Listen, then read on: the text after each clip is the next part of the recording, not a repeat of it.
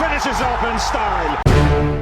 महेंद्र सिंह धोनी के team India से retirement के बाद जहां एक और केएल राहुल और ऋषभ पंत के बीच विकेटकीपर बल्लेबाज के जगह को लेकर भसर मची हुई है, वहीं एक और विकेटकीपर बल्लेबाज है जो बहुत ही खामोशी से अपने पैर टीम इंडिया के ओर बढ़ा रहे हैं।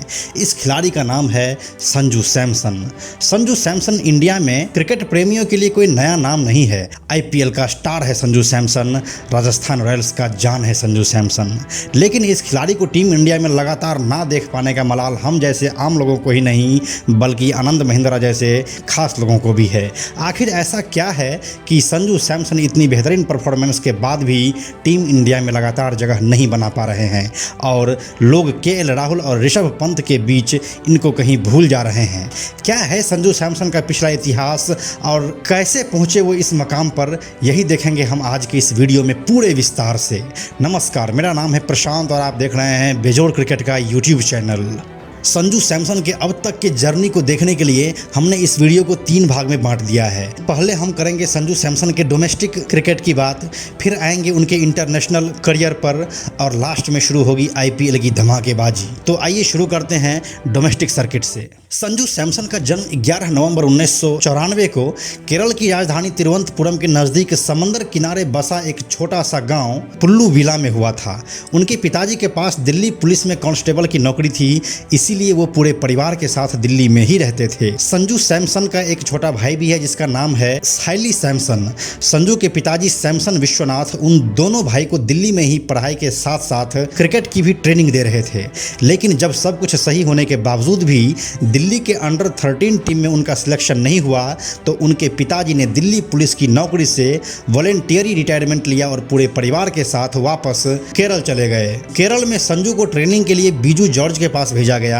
यहाँ पर सब ठीक रहा और साल 2007 में संजू का सिलेक्शन केरल के अंडर 13 टीम में हो गया। संजू सैमसन अब केरल की टीम का परमानेंट मेंबर बन चुके थे और उनको अब अंडर 13 टीम को कप्तानी करने की भी जिम्मेदारी मिली। यह जिम्मेदारी आगे अंडर 16 और अंडर 19 टीम में भी जारी रही। विजय मर्चेंट ट्रॉफी में केरल के अंडर 16 टीम से खेलते हुए संजू ने गोवा के खिलाफ सिर्फ 138 गेंदों में दोहरा शतक ठोक दिया। संजू सैमसन केरल के टीम का स्टार बैट्समैन बन चुके थे और अब तक उनकी उम्र सिर्फ 15 साल की थी। साल 2011 संजू के लिए वरदान बनकर आया और इस साल उनका डेब्यू रणजी ट्रॉफी के साथ साथ सैयद मुश्ताक अली ट्रॉफी और विजय हजारे ट्रॉफी में भी हुआ। साल 2013 के रणजी ट्रॉफी में वह 530 रन बनाकर केरल के ओर से सबसे ज्यादा रन बनाने वाले बल्लेबाज बने। इसी टूर्नामेंट में वो असम के खिलाफ हुए एक मैच में 211 रनों की शानदार पारी खेली और ये अब तक उनका बेस्ट रणजी स्कोर है। इसके बाद साल 2014 में भी उनका डोमेस्टिक सर्किट जोरदार रहा और वो लगातार अपने बल्ले से रनों की बरसात करते रहे। रनों के बरसात के कुछ फुहारे बीसीसीआई के ऑफिस तक पहुंची और अब संजू सैमसन साल 2014 के अंडर 19 विश्व कप खेलने जा रहे टीम के उप कप्तान बना दिए गए। हालांकि यह टूर्नामेंट इंडिया के लिए कुछ खास नहीं रहा, लेकिन 19 फरवरी साल 2014 को शारजाह में खेले गए पापुआ न्यू गिनी के खिलाफ वो आतिशी बल्लेबाजी करते हुए मात्र 48 गेंदों में 85 रन बनाए, जिसमें 8 चौके और 4 छक्के शामिल थे। अब साल 2015 आ चुका था और संजू सैमसन केरल के रणजी टीम के कैप्टन बन चुके थे, लेकिन यह कामयाबी उनको रास नहीं आई और अगले 2 साल तक केरल रणजी में फिसड्डी साबित हुआ। हालांकि उनके बल्ले से 2 शतक भी निकले, लेकिन वो किसी काम के नहीं थे। उसके बाद साल 2017 का रणजी शुरू हुआ जिसमें वो केरल की ओर से 627 रन बनाए और टीम को क्वार्टर फाइनल तक ले गया। इसके बाद अक्टूबर 2019 में विजय हजारे ट्रॉफी में गोवा के खिलाफ खेलते हुए एक दिवसीय मैच में वो सिर्फ 129 गेंदों में 212 रनों की पारी खेली। यह किसी भी वनडे में एक भारतीय विकेटकीपर बल्लेबाज द्वारा बनाया गया सबसे ज़्यादा रन है। डोमेस्टिक क्रिकेट में कामयाबी का सेहरा संजू अपने सर पर बांध चुका था। चलिए अब आपको लेकर चलते हैं उनके इंटरनेशनल करियर की ओर। अगस्त 2014 में जब टीम इंडिया 5 वनडे खेलने के लिए इंग्लैंड जा रही थी तब टीम के साथ बतौर विकेटकीपर बल्लेबाज संजू सैमसन भी गए थे, लेकिन वो तो उस समय खेलेंगे ना जब महेंद्र सिंह धोनी टीम में नहीं होंगे। लेकिन धोनी तो धोनी है, वो ना चोटिल हुए और ना ही किसी और वजह से बाहर हुए। नतीजा यह हुआ कि संजू को बिना कोई मैच खेले ही वापस इंडिया आना पड़ा। इसके बाद जुलाई 2015 में जिम्बाब्वे के खिलाफ T20 मैच में वो इंटरनेशनल क्रिकेट में डेब्यू किए उस समय से लेकर अब तक संजू सिर्फ 10 ही T20 इंटरनेशनल मैच खेले हैं, जिसमें वो 11 के मामूली औसत से सिर्फ 127 रन ही बना पाए हैं। अभी हाल ही में खत्म हुए श्रीलंका दौरे पर उन्होंने वनडे मैच में डेब्यू किया, जिसमें उन्होंने 46 गेंदों में 46 रन बनाए, लेकिन यह मैच टीम इंडिया हार गई। इस मैच में संजू के साथ एक अनचाहा विश्व रिकॉर्ड भी जुड़ गया। T20 इंटरनेशनल में डेब्यू से लेकर वनडे डेब्यू के बीच सैमसन को 2196 दिनों का वक्त लग गया, लगभग 7 साल, जो कि सर्वाधिक है। इस समय तक यह रिकॉर्ड वेस्टइंडीज के एशले नर्स के नाम था, जिनको T20 और वनडे डेब्यू के बीच 2036 दिन लग गए थे। बस इतना ही रहा है संजू सैमसन का अब तक का इंटरनेशनल करियर, लेकिन अभी IPL की कहानी बाकी है मेरे दोस्त। संजू सैमसन का IPL में एंट्री हुआ था साल 2012 में, जब कोलकाता नाइट राइडर्स ने उनको खरीदा था, लेकिन उस सीजन में उनको प्लेइंग 11 में जगह ही नहीं मिला। फिर 2013 के सीजन में वो राजस्थान रॉयल्स में शामिल हुए।